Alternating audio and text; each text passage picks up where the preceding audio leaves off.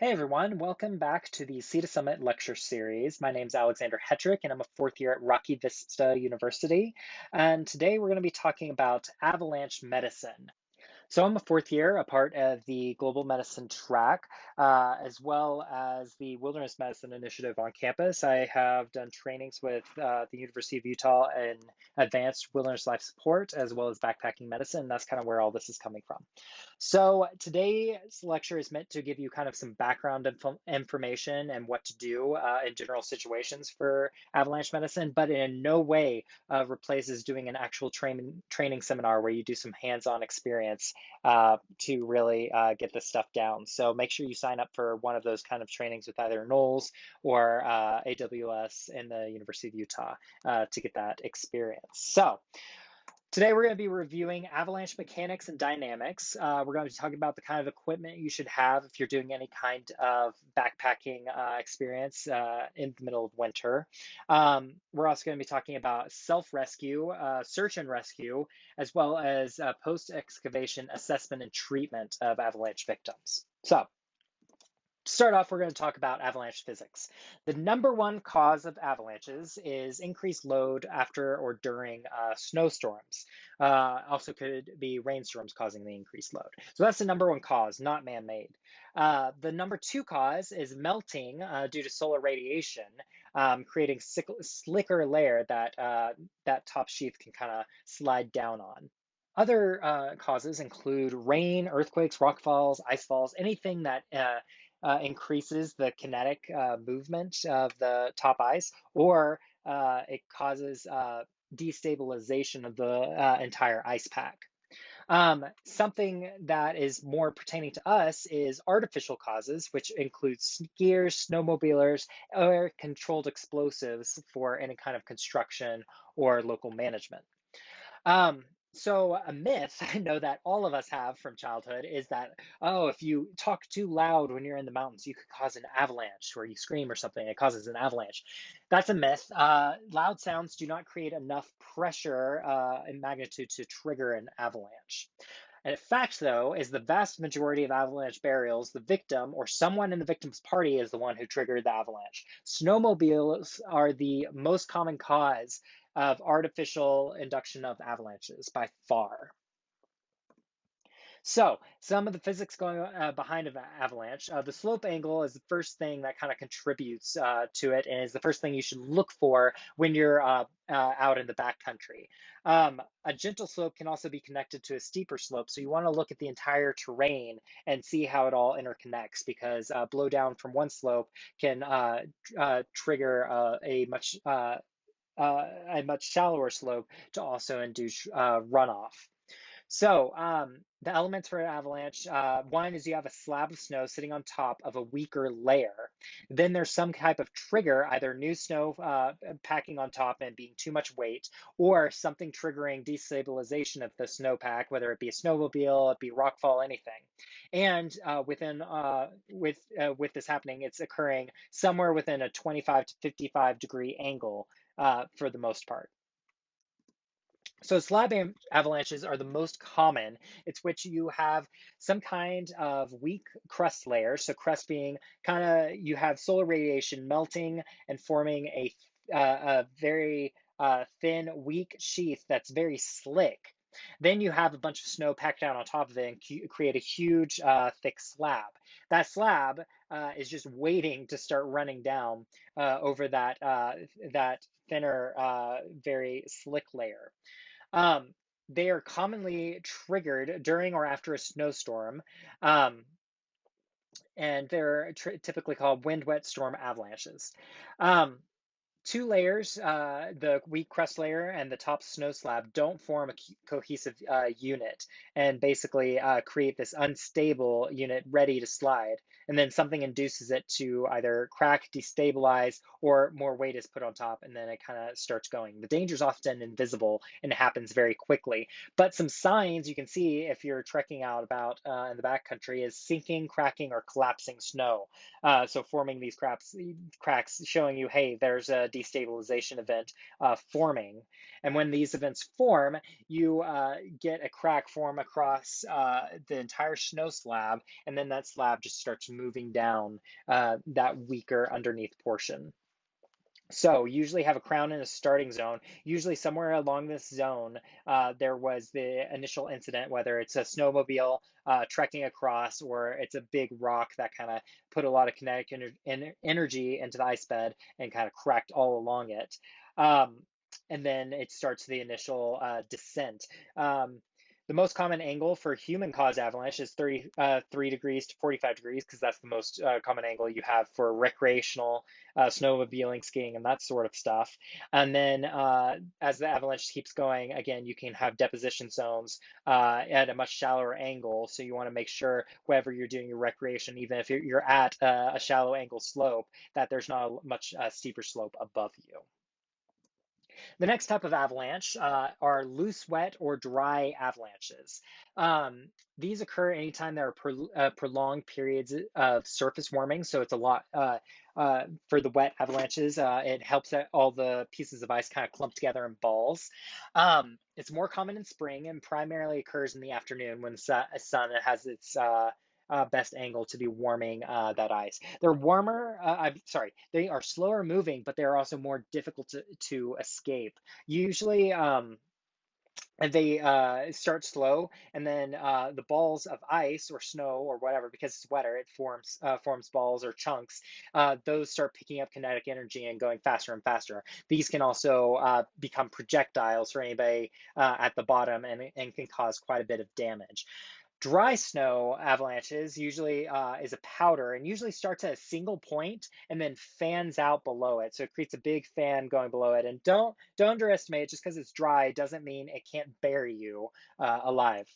But typically both of these are smaller and less destructive than slab avalanches. But again, to recreational users, they can be quite deadly. So those are the types of avalanches and physics behind avalanches. Let's talk about death by avalanches. How do people die from these things? Well, first off, trauma. Fractures, blunt abdominal trauma, closed head injuries, all of these things can occur with avalanches because snow is heavy. If you're in a wet avalanche and you have dense packs of ice balls or big chunks forming, those can cause a blunt trauma injury as well. So the first way you can die from avalanche is have your neck snapped, have your spine snapped, blunt abdominal trauma causing internal bleeding, head trauma causing internal bleeding in the cranium. All of these things can occur. The next way is acute airway obstruction. So this snow is heavy. If it's wet snow, it's even heavier. And as it's all coming down around you, the snow can be forced down into your mouth and down your trachea, causing asphyxiation.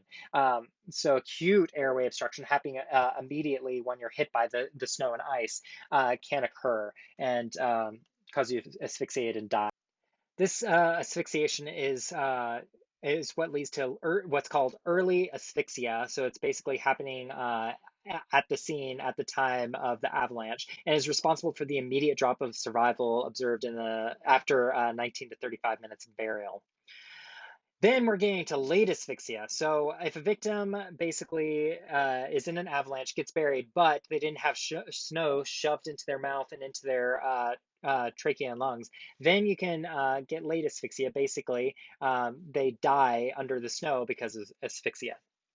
So if you're lucky, when you're buried, you have a snow pocket form around you. Doesn't always happen. Sometimes the snow packs in so tightly around you, you have no air pocket to breathe. So when you're being hit by an avalanche, if you can form some kind of air pocket with your arms around your head, one, you can protect your head, but two, you can hopefully create an airspace that you can breathe through. But this airspace does not last forever. All air pockets will eventually fail. And the amount of time it takes for them to fail, one, determines how big the pocket is. But basically the mean is between 19 and 35 minutes after burial, the survival rate dropped rates to 34%, and it continues to fall. If a victim is rescued within 18 minutes, their survival rate is higher than 91%. So quick action to get someone unburied is basically the way to go. The sooner you can get out, the more likely you are to survive if you didn't have any of that trauma injury. So, what did I mean by all air pockets will fail? Well, basically, if you have dry, loose snow packed around you, but you have a pocket around you, you can breathe for a bit. That ice is permeable and air will permeate through it. But as you're breathing off warm air, warm CO2, and eventually all of the snow that's encapsulating the pocket will start to melt and slightly refreeze, or just have enough fluid around it that it slowly blocks off any of that permeation that air can get through. So eventually you're going to form a seal within that pocket, and then the air you have within that sealed pocket will be all you have left. So that expired heat causes the ice lens to form, preventing airflow through the snow. That's the first way air pockets fail. And eventually lead to rebreathing CO2, hypercapnia, hypoxia, asphyxiation, so on. So that's late asphyxia. Hypothermia is not the way most avalanche victims die. It is possible for it to happen, but usually they die from trauma or asphyxiation far sooner than they die from hypothermia. If you're able to get someone out and you take your sweet time getting them excavated, and they have some kind of condition where they're hurt, they can develop hypothermia from exposure, and it can contribute to their morbidity. Okay, so that's just kind of the overview of death by avalanche. Let's talk about how to not get death by avalanche and talk about avalanche safety. So here's kind of the mainstays of avalanche safety. One would be, it's not on here, but don't go out in the backcountry when there's tons of snow. That's the easiest, surefire way to be safe from avalanches. But if you are deciding to do outdoor recreation in the winter, never go without a buddy, basically. If you are caught in some kind of avalanche or snowfall where you get buried and nobody's with you to see it happen, if you can't self-rescue, then you are going to die. So always have a buddy system. Don't go out alone. When you're traveling with a party, never go directly above any member of your party, because then you can cause an avalanche to occur below you. Even if it's a small slope, a person can get buried very quickly, and you don't want to cause any traumatic injury, especially if there's any rocks or something underneath that go with the rest of the snow and ice. So never go directly above any party member, okay? Avoid terrain traps like cliffs, bodies of water, crevices, roads where debris piles up, or valley bases. So basically, it might look like one lovely big pack of flat snow, but you have no idea what's going on underneath. So you want to look at a map of what everything looks like when it's dry. Make sure you're staying away from lakes. You don't want to be on top of a lake in case you slide right under the snowbed. And then, if the ice is not well formed on top, then you could sleep through the ice as well. Staying away from any gutter areas or narrow valleys, because these serve as runout zones. So if an avalanche starts farther up, even if it's not your group that starts it, it can funnel through that crevice area and then eventually bury everything at the bottom of the gully.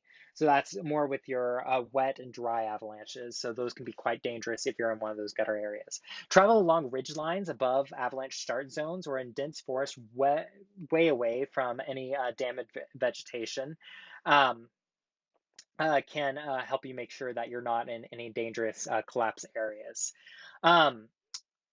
When you're traveling with a group, make sure you have a safe distance between each other, so 6 to 12 feet. Basically, you want to make sure if someone gets caught in a runoff that you don't get caught with them, so you can save them after everything calms down, okay?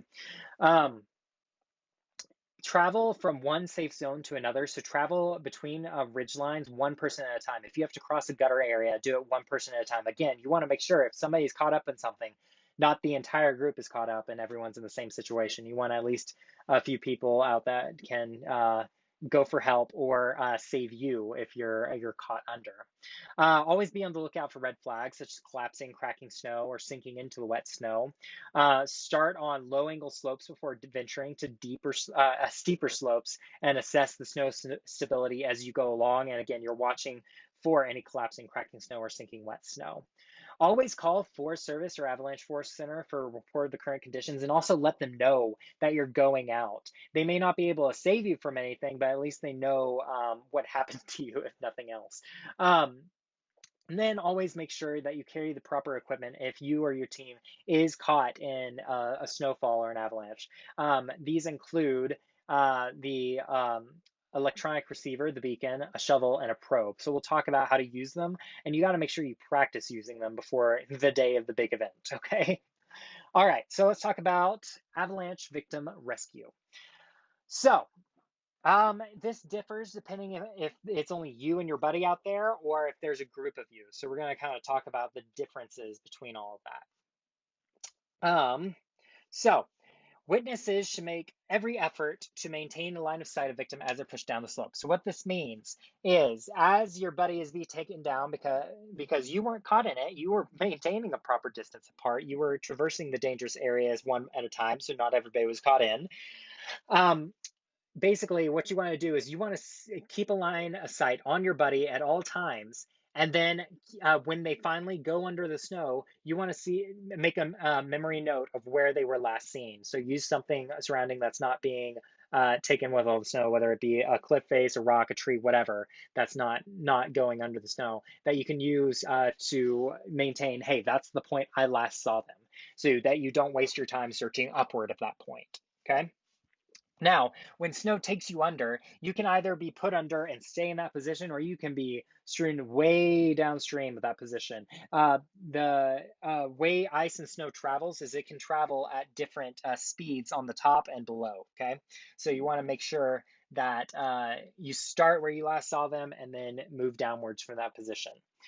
Once everything's kind of stabilized, and you've lost sight of the victim, everything's stabilized. Now you want to start the rescue operation. First, you want to pull out your phone, see if you have signal, or if you have a beacon of some sort that you can send off the signal that says, "Hey, help, SOS." You want to do that first. If there's multiple people in your party, really, you want to remember that you want to rescue someone within that first 18 minutes. So if you can call for help, call for help. Don't send someone running for help, because your goal to begin with is to get the person out as quick as possible. Okay, you want to make sure that the snowbed is no longer moving. You want to look upwards and make sure that there's not a refractory avalanche occurring farther upwards. Nothing is moving anymore.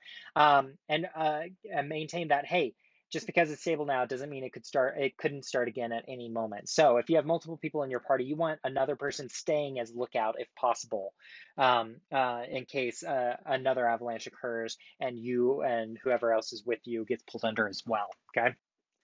All right, so now let's start the rescue operation. So if it's just you and your buddy was pulled under, then you start at the point where they were last seen, and then you make a zigzag pattern as you go down, covering the entire area. If there's multiple people within your group, then you go out in a fanning motion and each take a section from the point of last seen, and then work your way outwards, keeping about 20-meter distance between each of you, okay? So what you're going to be using for this is your beacon, which all of you should have on you if you're out doing any kind of winter recreation. So the beacon has basically two settings. One is send and one is receive. So once an avalanche occurs, anyone who was not caught in the avalanche wants to immediately turn their transceiver to receive mode, so that whoever was in the avalanche, their receiver is continuing to send, and that's what's kind of using to figure out their location. As you're working down in this pattern, either zigzag if you are by yourself, or doing a section pattern if you have multiple people with you, you want to be fanning out your transceiver to try and detect the send signal of your buddy who's trapped underneath. You want to take this slow, but you also don't want to take too much time. That's why you do this systematic approach, either in the zigzag or the fanning out portion, so that you don't miss a section of snow and you don't have to do any repeats. What this device is going to do is it's going to get you towards the general area of where your buddy is buried under. Now, once you get to that area, let's talk about what you do. So The receiver can tell you which general area your friend is in, but it's not going to tell you how deep they are, and it's not going to tell you what orientation they're in, and it's not going to tell you where to start digging. So that's why you want to also carry with you a probe. A probe is meant to be a long pole with a softer tip so that you don't go stabbing your buddy. But basically, in the area that the beacon said, hey, your friend's down here somewhere, you start probing the area to see where you can find your friend, and hopefully they aren't too deep that you can't get the probe down to them. Okay? Once you found them, then you start shoveling and trying to get them out. Remember, the golden time is within 18 minutes of them being buried. After that, their chance of surviving dramatically decreases. All right, so now that we've talked about rescue, let's talk about treatment if you are lucky enough to get your friend out in time. So with this, we're using the traditional March protocol. So massive hemorrhage, airway, respiration, circulation, hypothermia, other. Um, so you start with massive hemorrhage. You're looking over your friend, making sure they don't have any complex fractures, bone sticking through, bleeding. They have a stable pelvis. They're not bleeding internally. You're looking at their abdomen, make sure there's no lacerations, any signs of abdominal injury, anything like that. Then you're doing airway, checking their airway, make sure that there's no ice or snow in their airway. Pulling it out if you can do it just with your finger up top. Then you're checking respiration. Are they spontaneously respirating? If not, then you give them 5 rescue breaths. Check circulation. If they still have a circulation, keep doing rescue breaths till they're spontaneously respirating. If they are no longer have a circulation, doing traditional CPR. Again, making sure you have something hard to put underneath their back, because if you're just pressing them against the snowfall, you're not going to get proper chest compressions. Then checking age for hypothermia is not something you have to worry about as soon as you do trauma, airway, respiration, circulation. So basically, once you stabilize them, then you can think about getting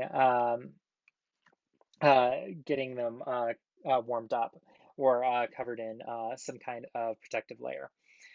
So, major trauma is frequently associated with avalanche burial victims. Cervical spine stuff is something you want to be really wary of. If they aren't conscious, then making sure to stabilize their head whenever you're moving them, pulling them out of their snowpack, whatever. If they are conscious, it's easy to do a quick spinal assessment, pressing along their spine, asking if it hurts along any specific vertebrae, then being very careful to extricate them once you've determined that they are stable enough to move.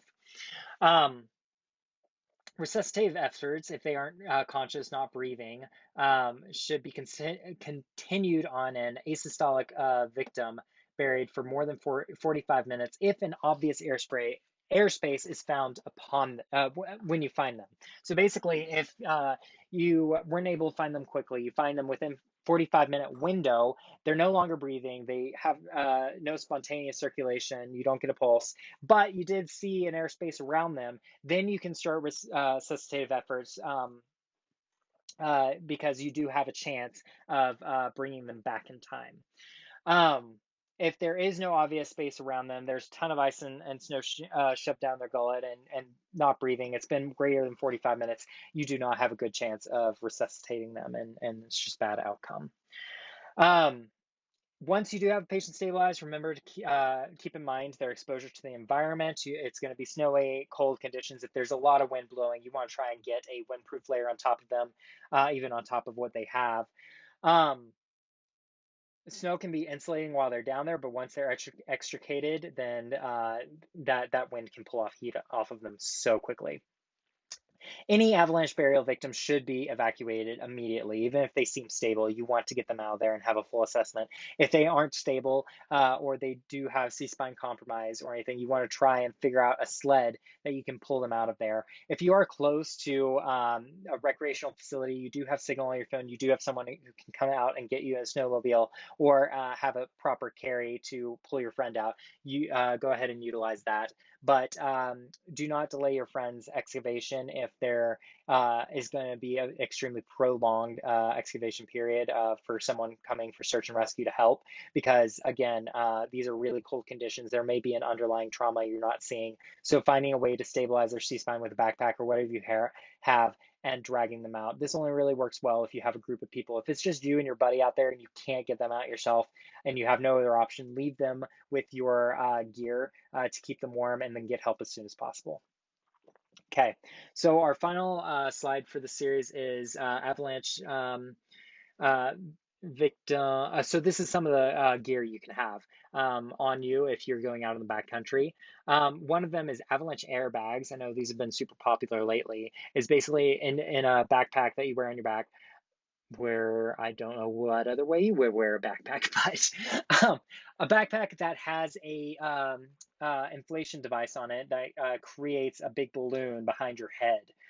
What it does is it forces the person towards the surface as they're being caught along in the avalanche. It's called inverse granular convection. So basically, it just shoves the person above the snowpack fall and keeps them towards the surface, or at least as close to the surface as possible. It also creates a larger air pocket around them. So if they are shoved underneath the snow, they can deflate the balloon and they have a much larger air pocket to utilize. Another thing you can use is called the Ava lung. So if you're a frequent skier or snowmobiler or somebody who wants to invest in one of these, basically what it does is it draws in air from the front of your body and then it exhales it behind your body. So you're pushing all that warm exhaled carbon dioxide behind your body. So we were talking about forming the lens around in the airspace that you have formed around you, and it eventually coalesces and doesn't allow any air perfusion across anymore. Basically, what this does is it keeps the front of you cold, and it doesn't shove that warm air, causing the snowpack in front of you to start forming that ice lens. And it can buy you additional time, so an additional 15 to 30 minutes, even up to an hour, for people to find and rescue you. So all it does is help give people more time to come and get you, basically. All right, so with that, that is the end of our Sea to Summit series. Please check out the other videos if you haven't done so. If you have any questions, here's my contact information. You can also post questions in the comments section. If you have any corrections, there's any updates to the material that need to go in the slides, or you have personal experiences or anything, please do list those below. And otherwise, have a great recreational experience, guys.